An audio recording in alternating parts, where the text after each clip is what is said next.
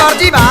ओढ़ी में टूटल टूटा टूटल टूटल टूटल टूटल ओढ़ी में फंस के टूटल फुर्सत के बाटा हो ओढ़ी में फंस के टूटल फुर्सत के बाटा हो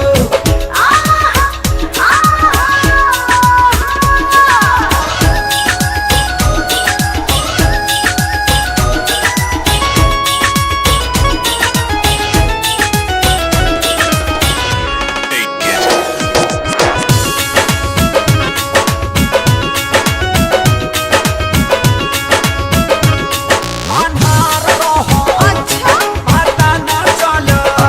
कता कभी टूट गई खिंचतानी में ऐसे ना हमसे साटा तनिका तू दूर हटा हंस जाए मम्मी नाना नानी में परहेज करो मैनेज करो तनी भूल चूक होखे ना जवानी में तोहरे कारण माता छिलाइल बचाम हो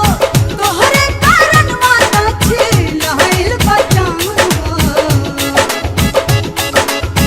ओढ़ी में टूटल टूटल टूटल टूटल टूटल टूटल ओढ़ी में फंस के टूटल फुर्सत के बाटा हो ओढ़ी में फंस के टूटल फुर्सत के बाटा हो